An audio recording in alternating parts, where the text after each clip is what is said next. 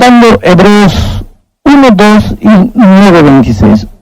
Hebreos 1, 2 dice, en estos postreros días. Hebreos 9, 26 dice, ahora, en la consumación de los siglos. ¿Cómo? ¿En el tiempo de Pablo ya estaba en los postreros días? En el tiempo de Pablo ya era la consumación de los siglos, porque él dice, en estos, refiriéndose a esos días.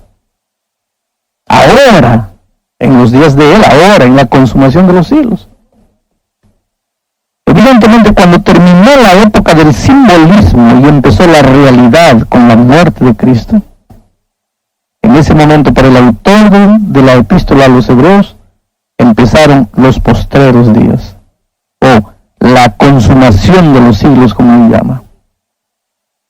Tal vez el apóstol Pedro nos dé una luz de cómo los apóstoles relacionaban la muerte de Cristo con los postreros días.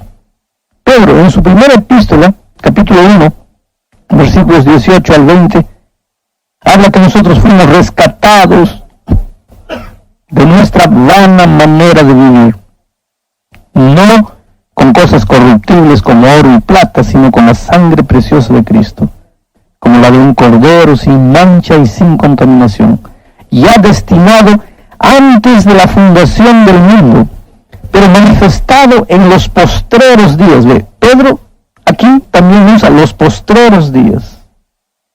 Te das cuenta cómo Pablo y Pedro dan a entender que los postreros días empiezan cuando Cristo, el Cordero, ha muerto. Porque Pedro especialmente le llama a los tiempos antes de la muerte de Cristo, dice, tiempos desde la fundación, desde antes de la fundación del mundo. Pero manifestado en estos postreros días. ¿Está hablando de qué? De la muerte de Cristo, del sacrificio de Cristo. Y para él, los postreros días empiezan con la muerte de Cristo. Lo que el autor de Hebreos desea es que tú entiendas que los tiempos pasados que involucraban pecado, vicios, desesperación, esos tiempos ya pasaron. Y con la muerte de Cristo, la esperanza se vuelve más real. El Cordero ya murió. Ya no necesitas mirar solo al futuro, al Mesías que vendrá, sino al Calvario, donde el Cordero ya murió. Quiere decir, tú hoy día estás en una nueva etapa de victoria, de seguridad, de confianza. Cuando Cristo en la cruz del Calvario dijo, consumado está, Jesús estaba diciendo, el pecado ya no tiene lugar. Los postreros días no solo es un asunto de tiempo, también es un asunto de situación, de estado. El hecho de que estás viviendo en los postreros días no quiere decir que estás viviendo en el tiempo antes de la vuelta de Cristo. Claro que se refiere a eso también, pero también se refiere que en estos postreros días, en este nuevo tiempo, un nuevo estilo de vida. Tu vida puede haber sido como quieras en el pasado, derrota, vicios, pero con la muerte de Cristo empezó un nuevo tiempo para ti.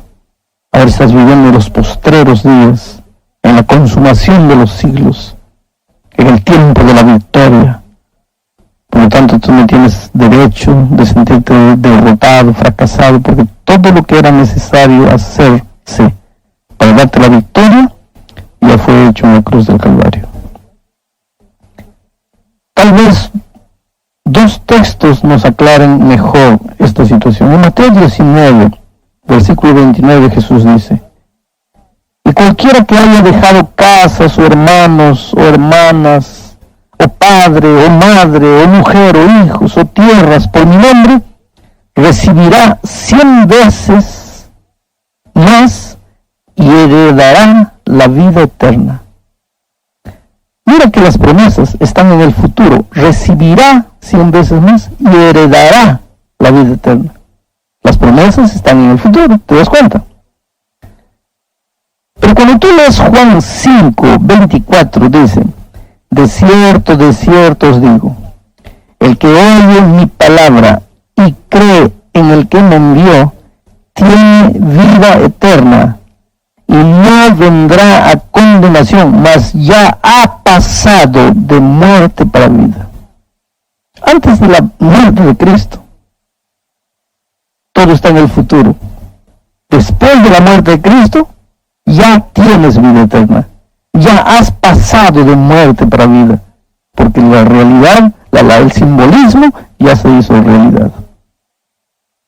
En Hebreos se nota claramente este pensamiento de que los postreros días no se refieren solo al tiempo, sino al estado de los cristianos. Estado de vida, situación de salvación. En Hebreos 1, 13 al 16, hablando de los héroes de la fe, Pablo afirma que ellos murieron sin haber recibido lo prometido. Mientras que en Hebreos 12, 28, él dice, así que recibiendo nosotros un reino inconmovible, tengamos gratitud.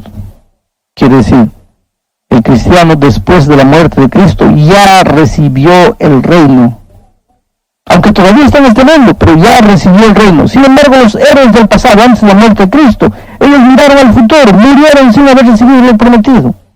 Pero después de la muerte de Cristo, los cristianos ya recibieron el reino. Es por eso que siempre te digo, mira, tú eres hijo del rey, entonces atrévete a vivir como príncipe. ¿Ya has visto un príncipe pasando hambre, pasando necesidad, siendo despreciado? No, entonces cobra tu herencia de príncipe, aprende a vivir como príncipe, porque ya recibiste el reino, aunque estés todavía en este mundo. Claro que todavía hay muchas promesas para el futuro. Hebreos 9, 28, por ejemplo, dice, Jesús aparecerá por segunda vez, sin relación con el pecado, para salvar a los que le esperan. ¿Pero qué? ¿Él ya nos salvó en la muerte de Cristo? ¿Ya no está intercediendo hoy por nosotros en la cruz, en el santuario celestial? ¿Por qué dice aquí para salvar a los que le esperan? Es que aunque Cristo ya justificó nuestros pecados pasados, aunque hoy día por la presencia y el poder del Espíritu Santo Él nos ayuda a vencer sobre el pecado, Él está intercediendo por nosotros en el santuario, pero la presencia del pecado, Él nos puede ayudar hoy día a vencer el poder del pecado, pero la presencia del pecado, lo que le llamamos naturaleza pecaminosa, todavía está dentro de nosotros. Siempre vamos a estar queriendo decir al ser humano. La inclinación al pecado estará perturbándonos en todo momento, pero cuando Cristo vuelva a esta tierra, esto mortal será vestido de inmortalidad, esto corruptible será vestido de incorrupción. En ese día sí, Jesús va a extirpar de nosotros la naturaleza pecaminosa y ya el pecado no se levantará por la segunda vez. Esa promesa de salvación definitiva es que está reservada para el futuro. Pero hoy día ya tenemos la garantía y la seguridad de la salvación. Él nos va a salvar desde la presencia incomodadora, perturbadora, molestadora del pecado que a través de la naturaleza pecaminosa todavía está en nuestro cuerpo, en esta tierra. Hebreos capítulo 6, versículo 2, habla de la resurrección de los justos. Ese es otro evento del futuro, la resurrección de los justos. El otro día yo entré a la casa de un hombre que había perdido el hijo con 18 años. Ya habían pasado muchos años, pero en el cuarto las cosas del hijo estaban de la misma manera como estaban cuando el hijo murió. Las medias en un lado, los tenis en otro. La chica que trabajaba en la casa entraba para limpiar el cuarto, pero tenía la orden de dejar, después de limpiar las cosas, todo en el mismo lugar como el hijo había dejado. Quiere decir, este padre no se acostumbraba con la idea de que había perdido el hijo, único hijo, aunque ya habían pasado muchos años. Y aquí ahora la lección nos trae una promesa que va a suceder en el futuro. Los justos van a resucitar. Y tú vas a poder abrazar a tu hijo, al hermano que perdiste, al padre, a la madre. Tú vas a poder abrazar a tu hijito pequeño y criarlo con amor y cariño hasta que se vuelva un adulto. Esta promesa linda, la promesa de la resurrección. Hebreos 11, 14 o 13, 14 nos habla de una ciudad permanente. Ciudad permanente. En esta tierra podemos construir casas, podemos construir ciudades, viene un huracán, se lo lleva, viene un terremoto, cae. En esta tierra nada de lo que nuestras manos construye es permanente. Todo es temporario, todo es pasajero, todo es destructible. Las cosas son tan destructibles que ya se están fabricando cosas descartables. Quiere decir, el producto descartable simplemente es la aceptación del hombre de que lo que él hace no dura. Entonces, ya que no dura, lo hago para una sola vez, descartable. Pero lo que Dios hace no es descartable, ni es pasajero, es permanente. Y Él te promete una ciudad permanente. Hebreos 11:26 habla del galardón. El galardón habla de lo prometido. ¿Qué es este galardón? Es la corona de la vida eterna. Cuando Cristo venga, Él te dará la corona de la vida eterna. Sabes, en este mundo puedes no haber ganado nunca una medalla. En este mundo tal vez cuando la reina o la princesa se casa, tú te quedas horas mirando en la televisión la corona de la reina. Tú eres un plebeyo, no tienes derecho a una corona, pero hay una promesa maravillosa. En el futuro, cuando Cristo venga, Él te dará la corona de la vida eterna. Pablo le afirmó eso categóricamente, y no es solo para él, sino para ti también, para todos los que aman y esperan su venida. Todos estos son eventos que todavía están para el futuro. Voy a hacer un repaso. La venida de Cristo, la extirpación definitiva de la naturaleza pecaminosa de nuestra carne, la resurrección de los justos, una ciudad permanente, el galardón, la corona de la vida eterna. Pero hay otra cosa terrible. En Hebreos 9:27 dice que una de las cosas que están todavía para el futuro es el juicio. ¿Qué? Pero el juicio ya no empezó el 22 de octubre del 44. ¿De qué juicio está hablando aquí? Bueno, el juicio investigador para dar el veredicto final de salvado, perdido, ya empezó. Pero aquí Pablo se refiere al juicio ejecutivo. El juicio ejecutivo. ¿Qué es el juicio ejecutivo? Es la sentencia. Es la paga final del condenado a muerte porque no recibió a Cristo, porque no aceptó la salvación que Cristo ofrece voluntariamente. Capítulo 10, versículo 27 habla de una horrenda expectación de juicio y de hervor, de fuego que ha de devorar a los adversarios. Bueno, sin duda ninguna, este es el juicio ejecutivo, porque fuego y hervor y destrucción solo habrá cuando Cristo venga, y después del milenio, cuando definitivamente la destrucción de los pecadores será para siempre. El cumplimiento de la pena del pecado, la muerte, viene acompañado de fuego, y evidentemente esto se refiere a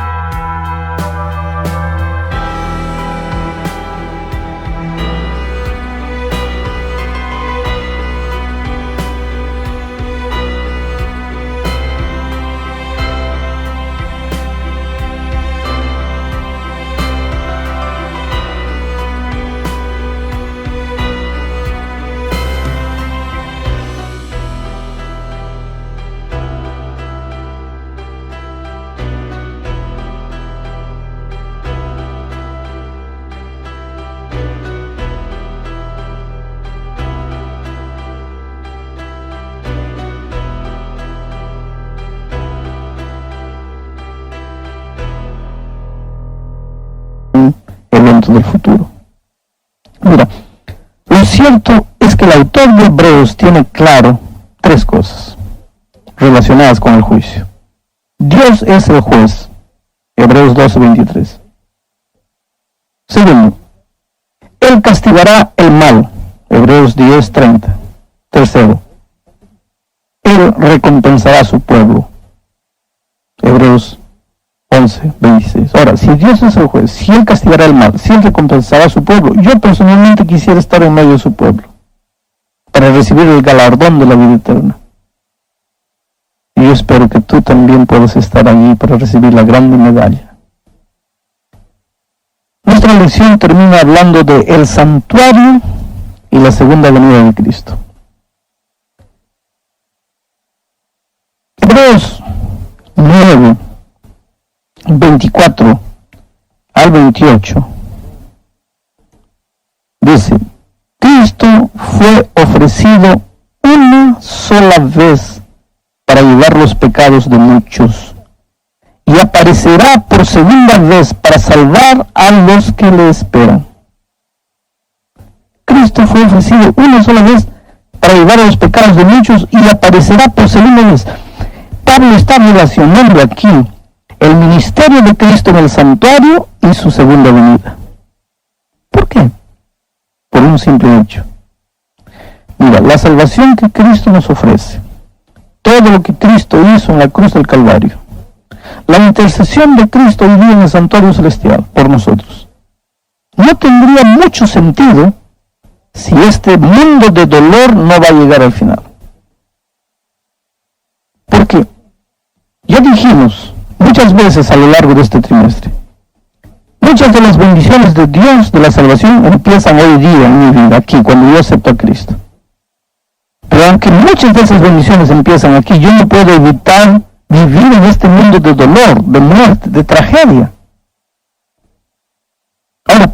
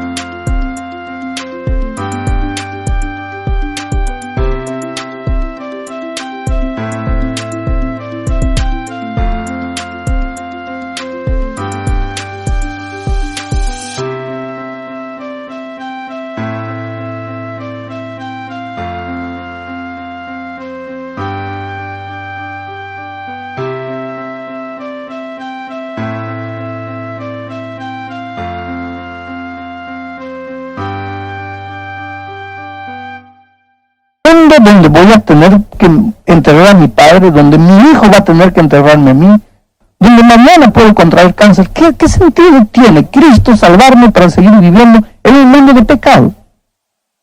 Entonces,